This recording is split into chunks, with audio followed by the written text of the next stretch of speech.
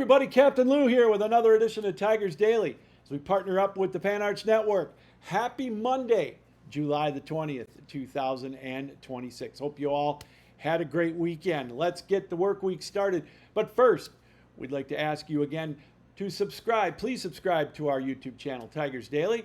We try to keep you up to date on all things Detroit Tigers, the good, the bad, and everything in between. The latest rumors, who we think should be traded, who can we go after, how's AJ Hinch doing, all of that. And of course, your viewer comments, we're going to get to those throughout the week. Again, the participation, especially over the weekend, was fantastic. I thank everybody for doing that. We had a great week, by the way. The viewership has been tremendous. More than, it's just, it just gets me fired up to do this. And again, the subscriptions or subscribing to the channel, the numbers are going fantastic. And I thank all of you that have done that.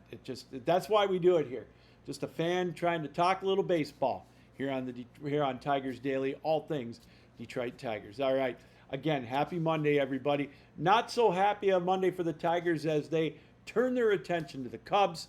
Tough game yesterday for the Tigers. Casey Mize, I'll tell you, the guy, he's got to get a horseshoe or something in his back pocket. Got dinged up again yesterday. A comebacker got him in his non-throwing hand right about here. 3 1/3 innings pitched. That's it. He got pulled at 74 pitches. The Tigers dropped a tough one, 3-2. Now, listening to AJ Hinch after the game, he said there was some groin stiffness, groin tightness, whatever, that he was experiencing as well. And that, to me, is more scary than taking a shot on your glove hand, because we all know the injury history for Casey Mize. Some call him a China doll. I'll tell you, it seems like that guy gets hurt walking to the dugout. So now he's experiencing that stiffness again. Obviously, we're going to keep a close eye on that with the games coming up. He's not going to be in the rotation against the Cubs. But again, it's something that we're going to have to keep an eye on with the rotation, especially after the Cubs series with Kansas City coming into Comerica Park later on in the week for 4 games. So he got dinged up. The bullpen, well, Drew Anderson, he's been struggling as of late. 11 runs he's given up in his last 16 innings. He gave one up again yesterday. He took the loss for the Tigers. They only gave up 3 runs, which you would think against the Angels would be enough. But Detroit, in all honesty, only managed 2 runs in 2 of the 3 games. The opener on Friday night, they were able to squeak one out thanks to Hao Yu Lee's 2 RBI double in the top of the 9th. Then, of course, yesterday, Skubal's masterpiece. They didn't really need, all they needed was 1 run. They got 7. But again, only getting 2 runs isn't going to win you a whole lot of games. So now we go back to the teeter-totter. If Detroit's going to be buyers, do they go for pitching or for hitting or both? Well, the hits didn't show up yesterday against the Angels. 4 hits, that's it. Kevin McConaughey, of course, he's the leader in the clubhouse right now, in my opinion, and I think a lot of people will say that as the Rookie of the Year in the American League. He had a leadoff home run, and then Riley Green got a home run to lead off the 9th, but that was it. Detroit could only muster 4 hits. They had the bases loaded with 2 outs in the 5th, but Colt Keith couldn't come through for the Tigers, so they dropped that 3-2 game to the Angels. They take 2 out of 3. That was the worst case scenario that we had said going into the series on Friday. Detroit had to take 2 out of 3 from the Halos. They were able to do it. But it's one of those things. It's like the homestand before the break. You win the first 4, you think, gosh, we should be able to take 1 of the next 2. When they win the first 2, you think, got them where we want them, want the sweep. All of a sudden, 2 out of 3 is a little disappointing. Well, maybe that's what Detroit's now going to have to think when they start the series with Chicago starting tonight. We'll talk about that in a little bit. Well, something we like to do on Mondays. We call it Monday Numbers, Monday Musings, whatever, Monday Potpourri. Let's look at a little bit of numbers here for the Tigers. We'll take a look at the standings as well. We talked about Kevin McConaughey.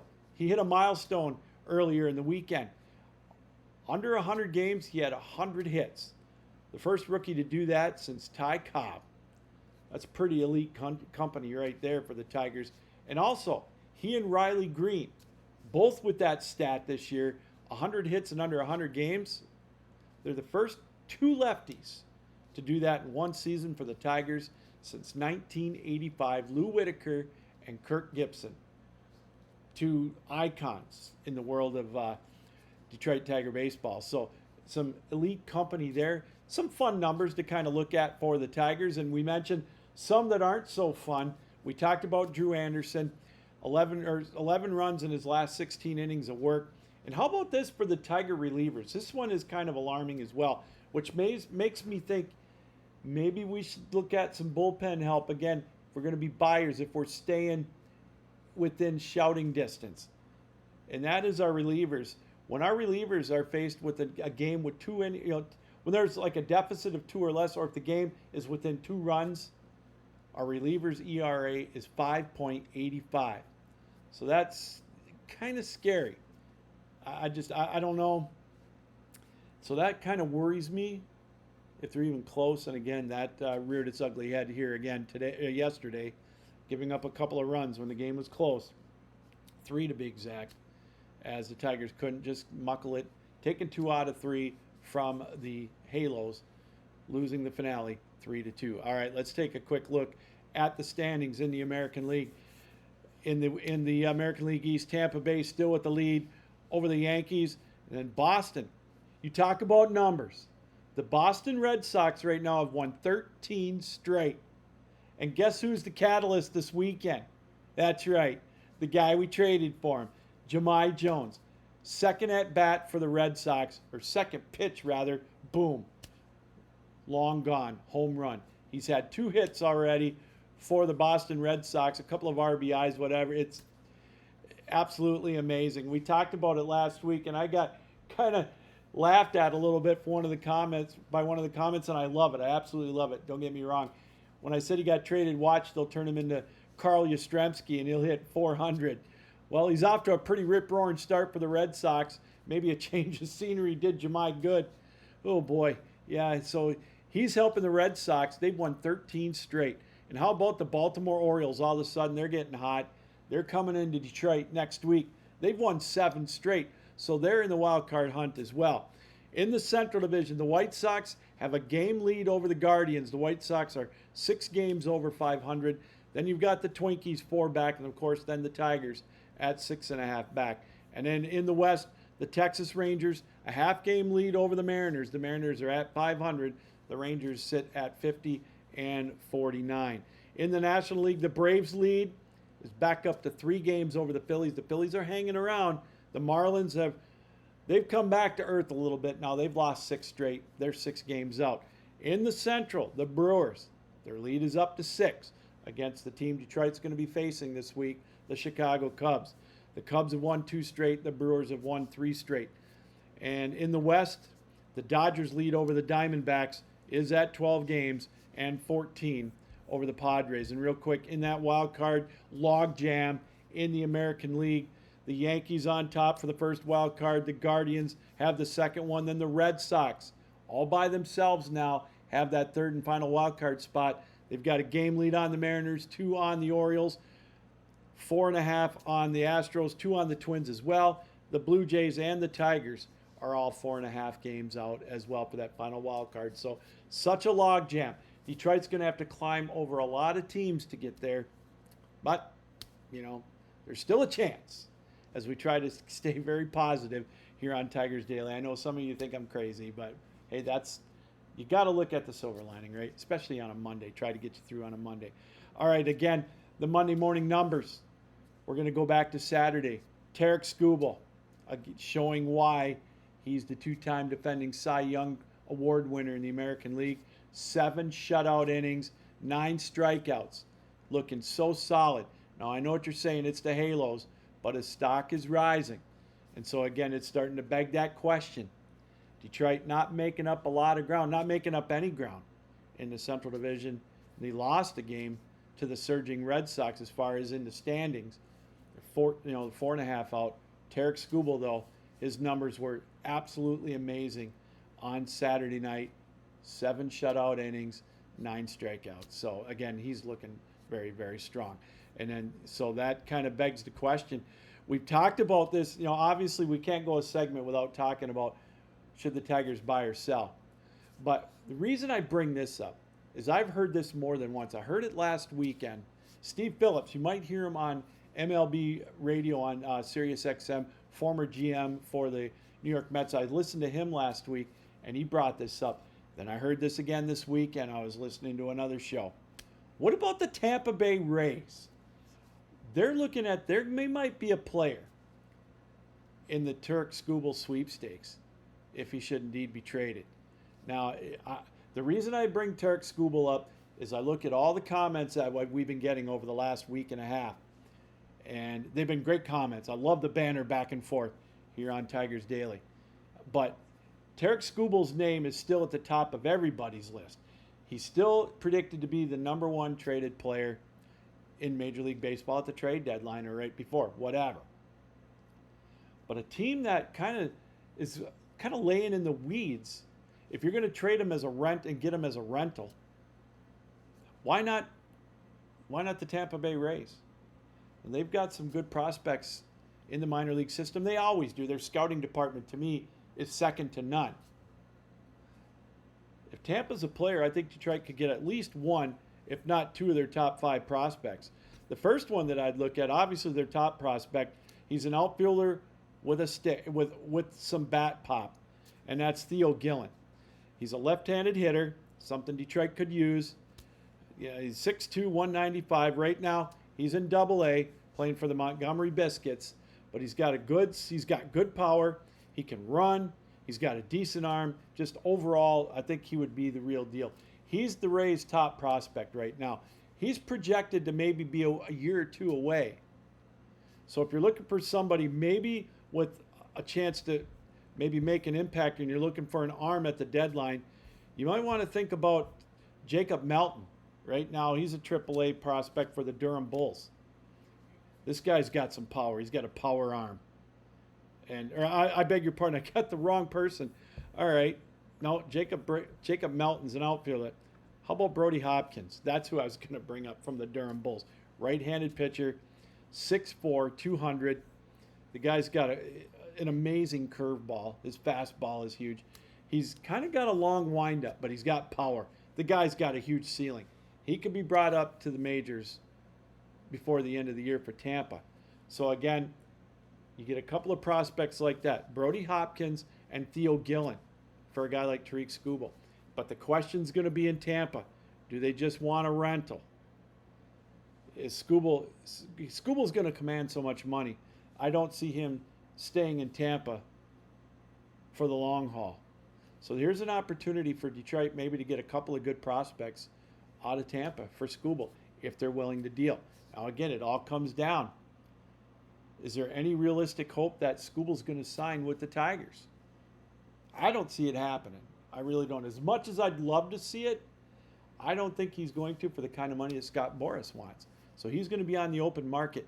And yes, I know he says he doesn't want to leave, but you got to use your head in this. Scott Harris does. They've got to get rid of him because they're not going to get him back once the CBA is settled and we start playing baseball next year. I mean, the chances of that to me are happening.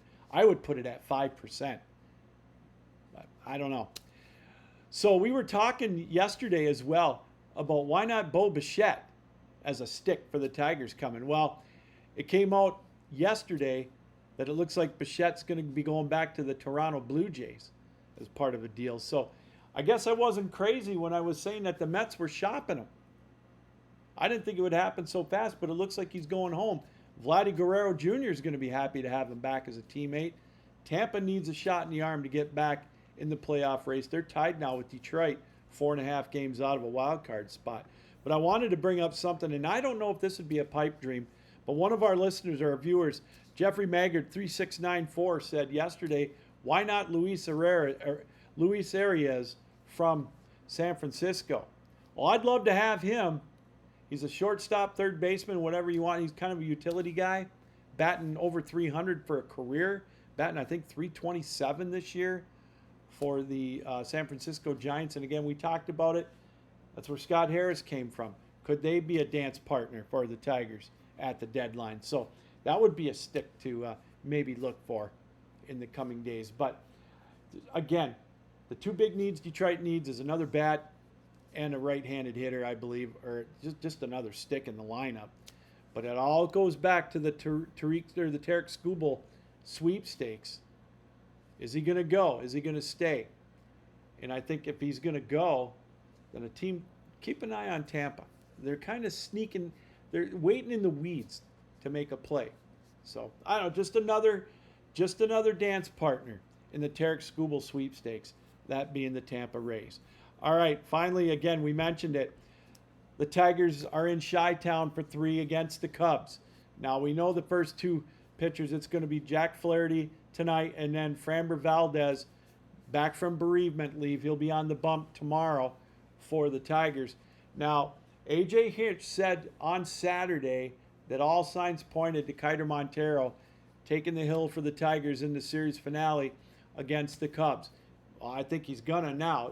And one thing to keep an eye on again, with Casey Mize leaving the game early on Sunday with taking that comebacker in the hand, and also with his what A.J. Hinch called groin tightness.